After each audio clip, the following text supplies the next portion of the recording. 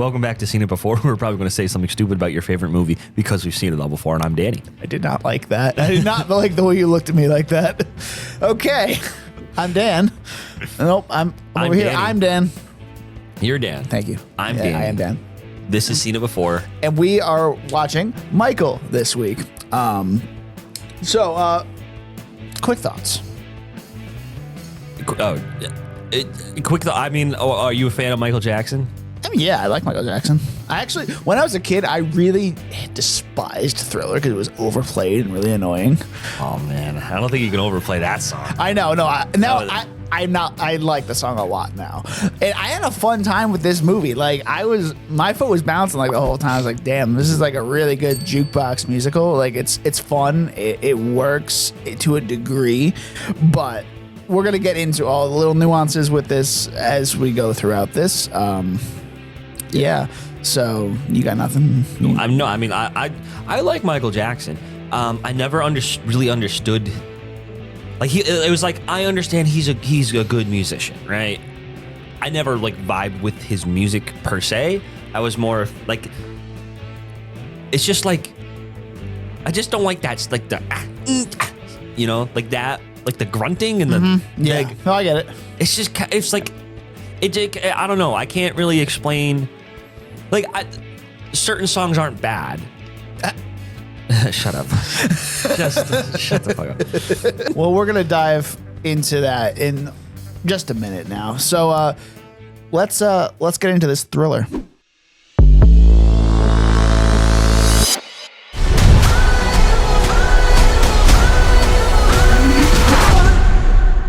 Magic. Okay, so Michael, directed by Anton Fuqua, produced by the producers of Bohemian Rhapsody, and you can fucking tell. And written by the guy who did Skyfall, John Logan. Really? It's really weird, yeah. That's interesting. Because this movie was not well written. I'm gonna say that right off the rip. It took the most safest boilerplate version of a biopic you could have ever thought. And there's one thread of conflict. And I understand it's like a big conflict and it's like for Michael specific, but it's like kind of like the solution's easy. Yeah. And we're just get to it, dude. Like, yeah. And before we really dive into that, let's do our spoiler-free reviews, our compliment sandwiches. So, excuse me. Oh my God. Anyway, so one good thing. Jafar Jackson. He, for a debut, and this is being his debut for acting, I mean, he did a great impersonation of his uncle. He did a great job. I have no real complaints about him as an actor in this movie. The bad, everything is one note, as we kind of just mentioned. And even Coleman Domingo, who is fantastic in this movie, he plays that one note really well, and he has no other like depth to him. And one other good thing, the music slapped in this movie. Like I was like, damn, my foot was bouncing the whole time, and I had a good time with that. When the music is playing and when everything's going well, it works, man. It does. yeah, no, I agree with that. Specifically Jafar Jackson, it was like I was watching Michael Jackson on the screen. It like, especially that last the bad thing. Like the bad, I know the bad performance, yes. The performance of bad. Yes. It was crazy. It was crazy, good alike. And like, I'm usually not one to be like, give a lot of praise to it's the guy. He looked like the guy, but he looked like, I don't know why the camera just went to me then. he looks like the guy. Like, people said that Rami Malek embodied Freddie Mercury. I didn't really get it. I definitely thought it was Rami Malek playing Eddie Mercury. Jafar Jackson became Michael Jackson in this movie. It was, I mean, it could just obviously family connections. Yeah, the bad thing though, yeah, there's no depth to like anybody, and it's the safest possible route you could possibly go with this movie. It just kind of ends. Like I mean, I understand why that happened because of lawsuits and stuff, but it just ends and the product didn't come out that well. I mean, it's just kind of like, if you're already a fan of Michael Jackson, you're gonna like this movie. I'm just kind of copying your compliment sandwich because yeah, the music was good, which obviously makes sense because it's a Michael Jackson movie. It's a biopic, a music biopic. So you're gonna you're gonna have great music, and you're gonna have great like live looking performances. I liked, I guess more specifically, they recreated a lot of the iconic videos that you kind of see of Michael Jackson, and credit to Jafar Jackson for like getting almost every like movement of his body correct, because it's really hard to get it exactly right. But Jafar Jackson's like his precision in like dedication, reenacting, and dedication to this is really awesome. And even the little kid who played young Michael Jackson, I don't know his name. I could tell it. Giuliano Valdi. Giuliano Valdi. Yeah, no. So I'm not sure if it's just really good sound mixing, but when they're singing, like when they're like singing live and stuff, their breaths matched up. So it kind of told me like, oh, maybe they're singing it live. See, I don't know. I cannot find anything that said they did this live. I cannot find anything on that. It must be really good sound mix. I mean, like when they're doing like the live performances, it's the soundtrack. I'm like, I recognize exactly the same tone from that. But like when they're in the recording booth, like, or like when they're doing like the live, like at the carnival. Oh yeah. Like how do you, that's got to be done live, right? Like you would think there's no clean audio recording of that performance. No. Right. So you kind of have to redo it. For sure. That was a very long compliment sandwich. I don't know how I'm going to cut around that. Oh, so that's going to be fun. Oops. Anyway, you're good. So let's get into spoilers from here on out. So the movie starts in 1966 with the beginnings of the Jackson 5. They're rehearsing in their living room. Joseph Jackson, played by Coleman Domingo, is a very stern father. You get it right away. You got the child abuse. And I was like, whoa, all right, we're really going for it here. All right. What I wanted to know, though, is like, why is he so concerned about his eye line? Well, because you have to look out at the crowd. Like, he is the crowd. Coleman Domingo is the crowd. That's what they're trying to get across.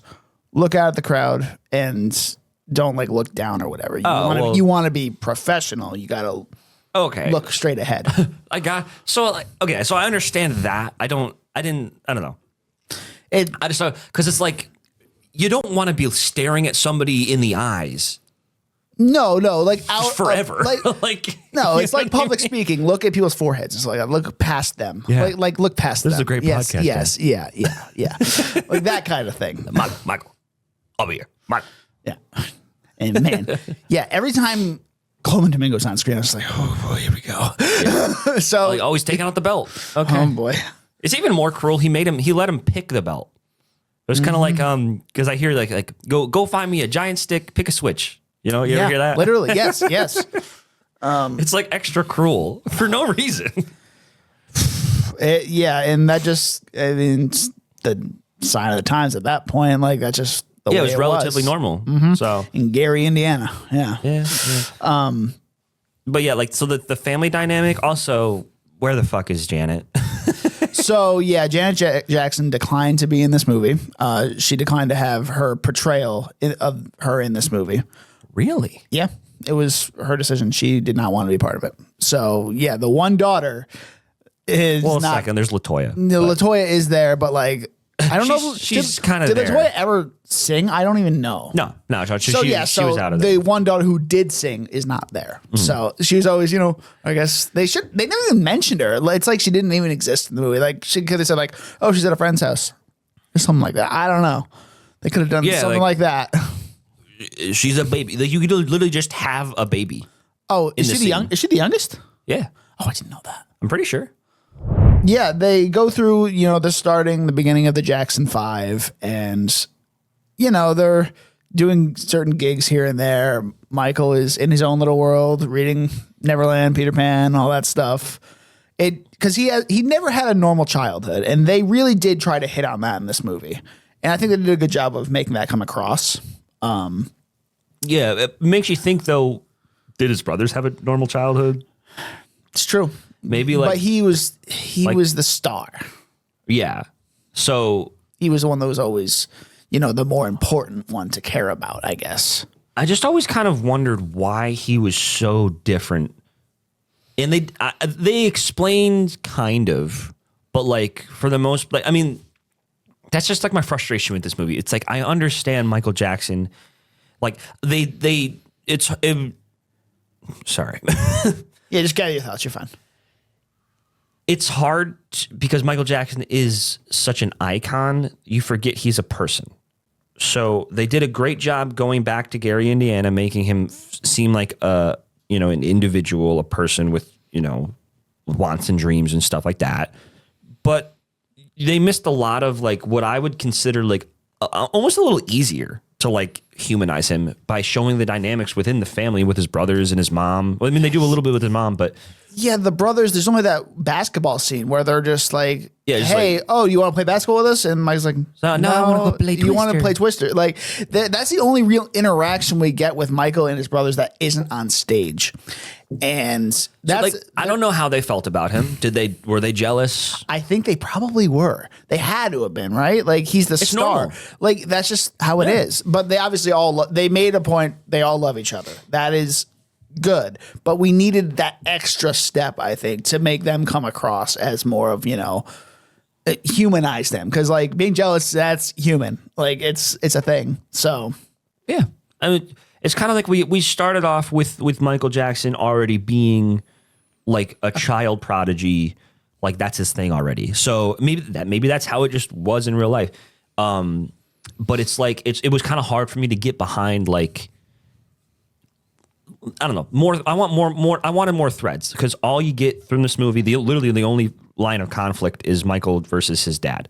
There's not even like shady record producers or shady lawyers or anything like that, which I would assume would come up. I mean, yeah, the only one they really had around was John Branca, played by Miles Teller. But he was always on his side. He was always on his side. Same thing with his bodyguard. Yeah, his bodyguard. What's his name? Is it Carl or something? Might have been. But then there was also Bill. And then there was the first record exec. I didn't catch his name. He's probably a big deal. He is at Motown. Not Quincy. Yeah, not Quincy. Not Quincy Jones. Oh. The guy who's teaching him how to use the faders and stuff. Barry, probably. Yeah, that's probably his name. Maybe. Might have been him. So, but even him, like, you have like that bit where like Michael's like, oh, somebody actually cares about me, and he gives him a hug, and then you can see that. Yeah. It's like two in the background though. Like, and it made me think, like, as we got further into the movie of like Joe Jackson has that one note, right? It made me think like he keeps having these conversations with his wife and Michael's mom, and like Joe Jackson's just a bastard, Yeah.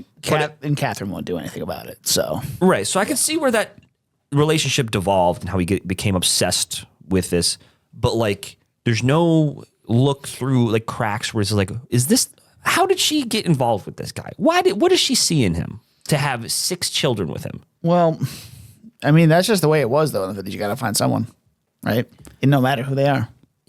I would just like to see an explanation of that. Like, I don't think there is a good one.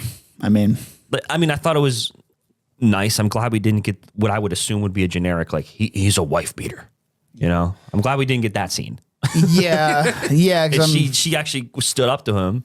Yeah, that was good. At the end, she stood up for him. Like, it's good that she had a little arc, a very small arc. Like, I mean, yeah, she's second build in the movie above Coleman Domingo. So, like, who's that actress? Nia Long. Yeah. Trying to see where I recognize her from. Oh, yeah, she's from Missing. Yeah. She's the mom. Yeah, boy. Well, yeah. So this movie, basically after we see the childhood scene, which is only like 15 minutes, we don't get much of his childhood. We go right into him as an adult at the record label, wanting to make a career for himself beyond the Jackson 5. So he wants to have a solo career, and he hires 2 lawyers basically to fire his dad. Yeah. Yeah. And then they don't do it. They don't, because they're afraid of Joseph Jackson as well. Like, he's a very imposing figure for sure. Oh, yeah. And yeah. And then the credit to Coleman Domingo, he obviously pulled it off. And I'm not sure if like if they got like a different actor or something. But did you notice like in the past his posture and his body was like more For Joseph Jackson? yeah, like he was taller and like more. I mean, because working man, like more like working man look. And then once it kind of flashed forward and he's got the Jerry curls, you could see his like. Oh, I didn't notice Like that. his body was like that. I'm not sure if that's just how Coleman looks. Or maybe that's just how they made him do that. Maybe just to make him look older, I guess. Like I don't stick out your belly and like you look just kind of older. And yeah, stuff. maybe something like that. I didn't notice that, but sure, why not? Yeah. But yeah, I mean, also credit to the makeup department. Looks nothing like Coleman Domingo. No, it does not. The makeup and the sound editing, mixing, whatever you want to call it, was really well done in this movie. And I would expect it to be technically good. yes, because it's a Michael Jackson movie. And it is. But yeah, he released his first solo album, Off the Wall. They recreated that one pretty well. A couple concerts here and there, and then he goes into Thriller after that. So, Thriller was the second album, really? well, yeah, that's what it seems to be. Damn, my guy. Yeah, the second solo album, I guess. But yeah, I mean, they really went into the making of Thriller, and Beat It, Billie Jean, all of those. They had the making of those and how he works to create songs. Yeah, and like I was like really thinking about it, and like I think the reason why Michael Jackson was so great. So Michael Jackson, his music influenced a lot of people, but watching his process and like I've been trying to learn a lot about like productivity, like how are people great and like how do they get just ultra famous? A lot of it is like self-belief, perfectionism, manifestation, kind of consistency, and what's interesting about Michael Jackson was just like he just kind of was that Prodigy. yeah it's like he thought of nothing else, like he was just like, I do music. That was his life, though. That was his life, was music. Yeah. And yeah. And so watching his like process in the recording booth, just kind of being like, just like he closed, like, work in progress. And he's like there for like hours and maybe even days, I'm assuming. So in like, he's like these little pins. And also, I'm not sure. Do you know about the kind of misheard lyric or whatever? Which one? I don't know what song it's from, but Mama Say, Mama Say, Mama Say, or whatever. No. You don't know that song? No. Okay. Well, because everyone thought it's like Mama Say, Mama Sa, Mama Sa. Right. I think that's technically what he says. Okay. But everyone says like it's like misheard lyrics, just like I'm gonna say it one more time and I'm not gonna stop, or my mama always said I'm not gonna stop, something like that. Okay. So everybody kind of thought. So you can see him writing those lyrics, like those misheard lyrics. Oh, I didn't. And then he I didn't flips catch it over, that. and then it's Mama Say. So I just thought that was kind of interesting. That was cool. Yeah. But yeah, I mean, like, dude, the Thriller album, like, jeez, like, many great songs on that. There's only 9 songs on the album. When you look at that, like, oh my god, like if there's ever been a no skip album, it's that album. Yeah. Just like looking back, I'm like, holy shit, my god. But yeah, after he made, well, actually, let's go before the Thriller album real quick, because we forgot to mention Bubbles. So the monkey. Oh, right. Yeah, so he gets the monkey, surprises his whole family. He's got all, those are his friends. The animals are his friends. They really try to hit on that in this movie. See, I was like, sorry, I didn't mean to cut you off, but I just remember like thinking, like, I'm like so morbid, like, I was thinking like, oh, this is how they're going to show him where he gets his nose job. Because I thought the monkey was going to bite his nose and they had to cover it up. Yeah, we also didn't even mention the nose job. Like, that was another thing. There's that one line at the very beginning. He's like, yeah, big nose. Yeah, and we're like, dude. We're like, whoa, what the fuck was that? like just so out of pocket. Like, you whip the kid and then you're like, big nose. What a schoolyard bully, dude. Yeah, dude. And then like, yeah, so he gets the nose job. It just, he's a perfectionist and he wants to be perfect. That is a big staple of who Michael Jackson was as a person. So there's a lot of that in this movie, but I feel like he should have been hard to work with, I feel like. Yeah, that's the interesting thing. They didn't really hit on that at all. Because I don't think he was hard to work with. I think everyone was just kind of behind him. mostly because they knew he was a genius, and they're like, okay, because like I remember watching. I don't know. See, I don't consider myself a Michael Jackson fan, but I know a lot about him. So, but I remember seeing his documentary right after he died. It's called History, where you see him organizing a concert or like a rehearsal, and everyone's just like, I want to do this like this. And he's like, and everyone's just kind of like, yes, sure. Yeah. It was like the Beat It scene where like all like the dancers, he was doing that. Yeah. like they're all behind him. They're like, whatever, man, we'll just do whatever you're saying. Yeah. And so maybe he was just charismatic enough to do that. Like it was like that Elvis scene where like he's like, or you ever see Justin Bieber orchestrate the? No. He like did like this thing. He like orchestrated this whole on the spot, like in his head. He told different sections of an orchestra, like, okay, do this, ba ba ba ba ba ba, and he conducted it and stuff, and it came out really nice. So I think it was like that kind of thing. Everyone's just kind of like, we're locked in. We'll do whatever you say. Okay, that's good to know. Yeah, I mean, I was just hitting on that because like I feel like they should have. I guess maybe it wasn't hard to work with, but I feel like they should have at least some kind of scene with like pushback, something like that to at least further some kind of depth. Yeah, some sort of stakes, because there's nothing. It's just showing stuff that we've seen in documentaries and in clips, and it's just the highlight reel of Michael Jackson. This movie is just a big highlight reel. You're right. It is. Yeah. There's no real stakes. There's no story besides Joe Jackson. That's the only thing. And it's the father-son dynamic that we've seen a million times. But yeah, we saw it in a smaller capacity in Bohemian Rhapsody. His dad accepted him by the end. Bohemian Rhapsody at least had depth because like Freddie Mercury was not a good looking dude, so like they really went into that kind of stuff. So like, I don't know, because Freddie Mercury had a bunch of. Michael Jackson had a bunch of problems too, really, but not in this era. Yeah, not in this era at all. And so this movie was originally supposed to be 2 parts. I don't know if they're still going to make 2 parts or not because like some people are convinced they're going to do a second part. Some people are not. I think it depends on how this movie performs. Because if it makes money, they're gonna make it. After I've seen this one, But where do they go from here? It's just gonna be all the trial stuff. I don't think they want to touch that. I mean, you have all his later stuff. You can do the Super Bowl halftime show. You can do his death. But it's gonna be the same fucking beats. That's the thing. If they're just gonna do a glamour thing again, it's not gonna be worth it. So it's really tough making these biopics with because the rights are obviously respectfully owned by the estate. They're not going to want to make themselves look bad. Exactly. But Michael Jackson was in the spotlight.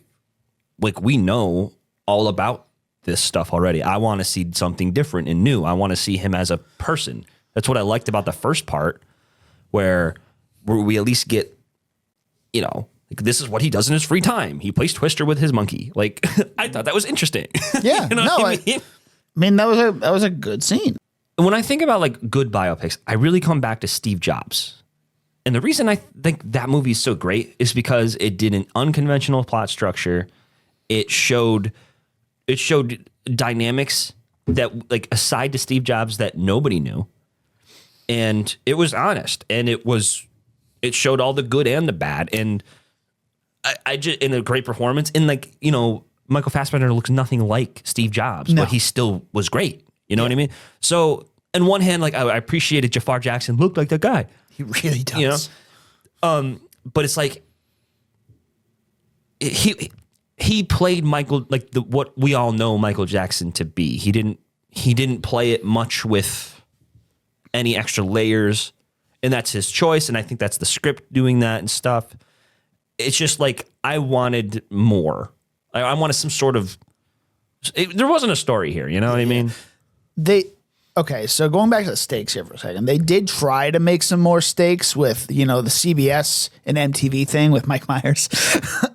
They did try to have that, I guess, but like... Let's just throw in a dash of, small racism. Yeah, but it's like, okay, that works. That's some stakes, but they figured it out in 2 seconds. It's like, well, you got to call them right now. And he did, and it was over. I was like, what's the point of that scene? Like, it was resolved like that. Yeah. Just to give Mike Myers a scene, which is great. I love Mike Myers. I just kind of love that, like, Mike Myers is just playing executives now. Like that's his thing. He cameos. He was the one the guy Bohemian Rhapsody guy. He's like, I like it, and then he's this guy, and kind of in Inglourious Bastards, he's kind of an executive if you want to like yeah. He's just like he shows up for one scene, tells Michael Fassbender you're gonna go with this bar. That just kind of. Yep. He just cameos as like high-ranking officials now. Like it's kind of interesting. Mm-hmm. No, for sure. Where's Austin Powers 4? No, we gotta get this Shrek 5 first. Yeah. So overall, I mean, this movie ends with. Well, actually, no. We get the Pepsi commercial scene. We get his hair on fire. There is that stake as well. So he has to come back, but there's not really a comeback. It just shows. It's just another excuse to have him. Be in a hospital and, just hang out with kids. That's what it is. Because he never had a childhood. They really are trying to hit on that. And yeah, I'm trying not to go into the allegations because yes, there is the allegations and all that stuff, but that is also who he was as a person. So, right. It's just, yeah. I don't know how anybody on his PR team, like, regardless if he did anything or no. Sick kids in a hospital, that's fine. No, not that. Not that. I'm talking about the stuff at Neverland. Yeah. Like, regardless if he did anything or not, it looks super bad. Yeah. If you care about, like, if you're the biggest pop star in the world, you would care about optics. like I'm watching Veep and Veep is great. It's like, but I'm watching episode 2. And she's like doing like she's at like this like fair or whatever, and she's like promoting, but she's like, oh, say something like, we side with Israel. This is like back in 2009. We side with Israel, of course. And she's in back of her is like a spinning dead pig, like a roasting pig, and then they're freaking out because like the implications of this, Yeah, the optics, yeah. Something so small like that, you'd think that okay, Michael Jackson, biggest pop star in the world. Having kids sleep in his bed. Yep. Looks super weird. Regardless if you do anything or not. Yep. So, but like I understand, and they really want to hit it home that he just, and like I kind of believe it at this point. Yeah. Considering with everything the Epstein files, like I understand. And Macaulay Culkin defends him to this day still. Yeah. So I mean, it's like I saw the Leaving Neverland documentary and fuck. Bro, it is not a good it does not do any favors. But like, Jesus. Yeah. It doesn't pull any punches either. But you never know. You never know. You will never know. We literally will never know. It's just unfortunate. At this rate, I'm kind of on the side of he didn't. No. I was definitely bought in after that. Like Leaving Neverland, like because I'm like, wow, this is intense. But then you find out some shady things about those two guys. You're like, okay.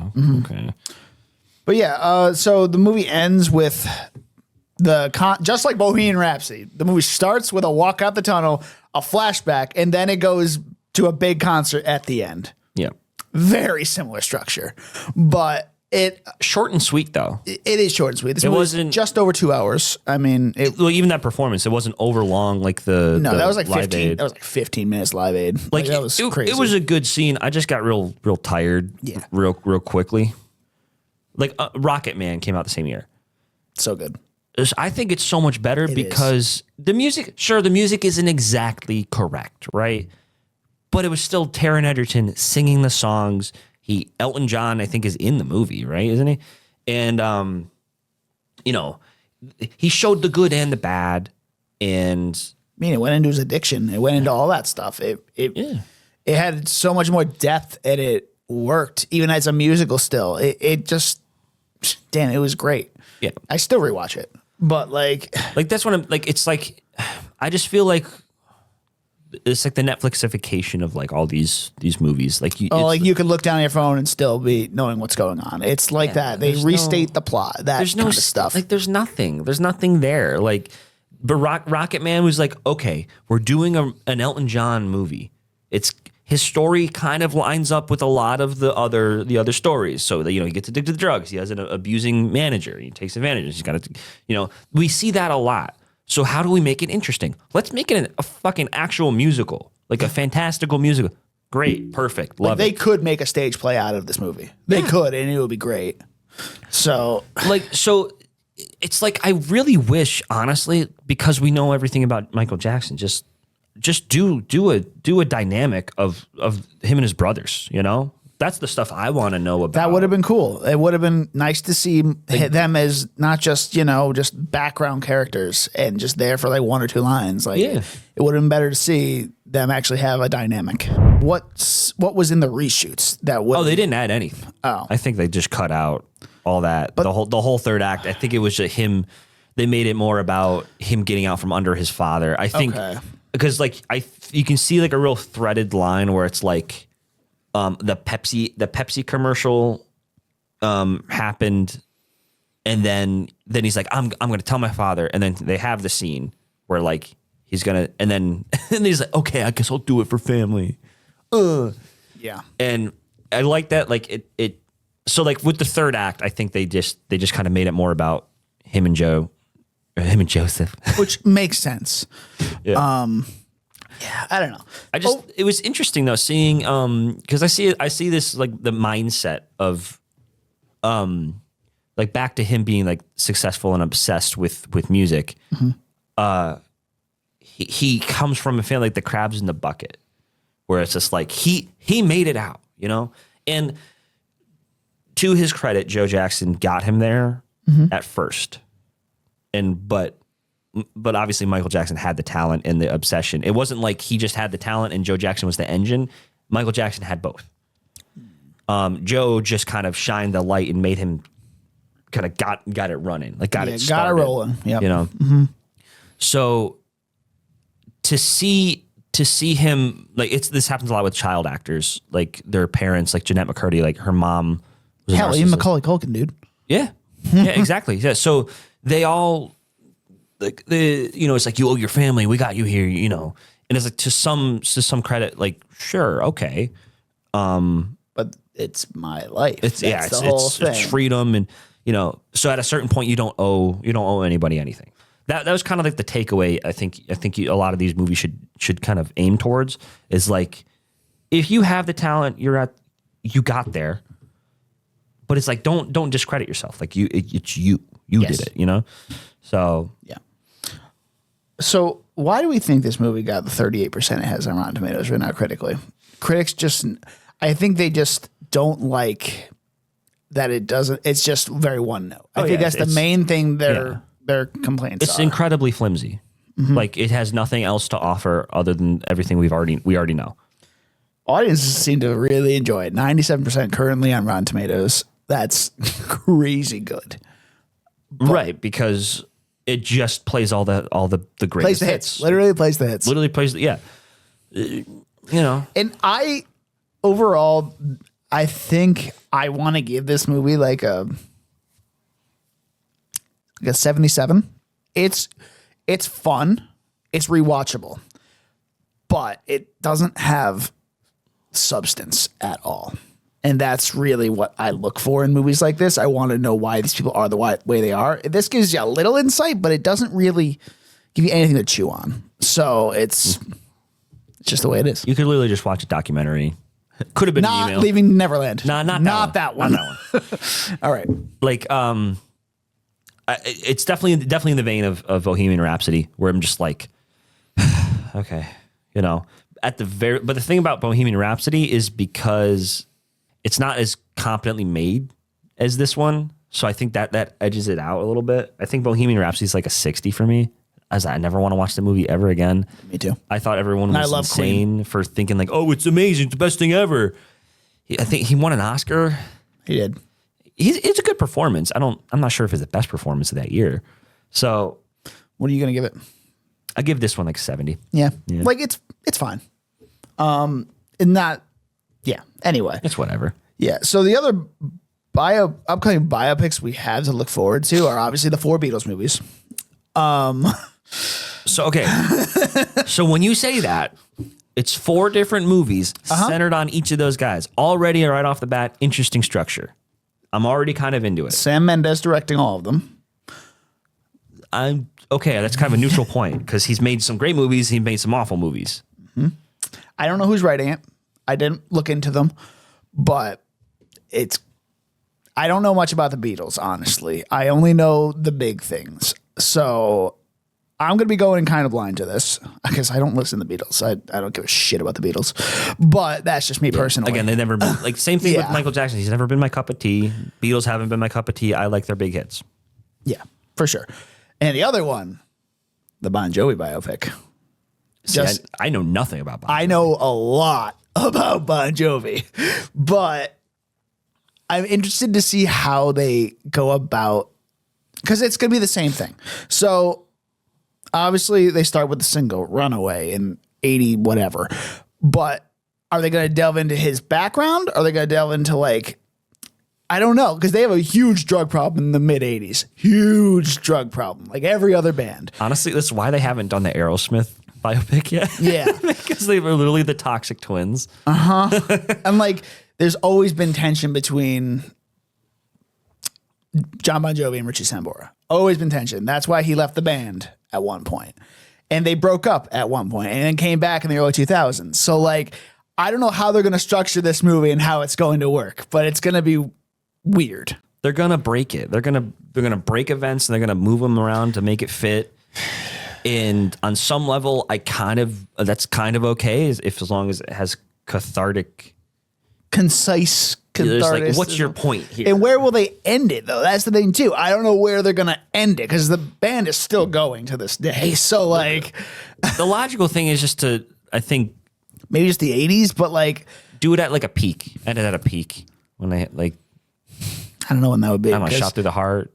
That's just the second album.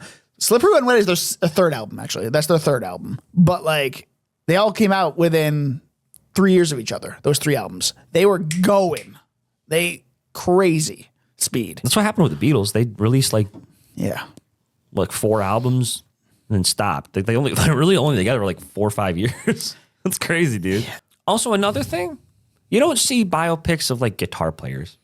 No, you don't. Or drummers. No, it's always the frontmen. It's got to be, right? They're the stars.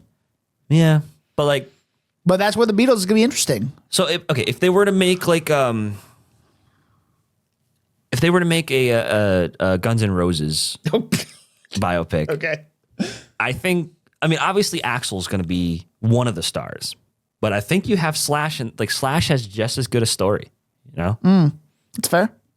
Oh, speaking of Slash, my favorite Michael Jackson song is "Give In to Me" featuring Slash. Fair enough.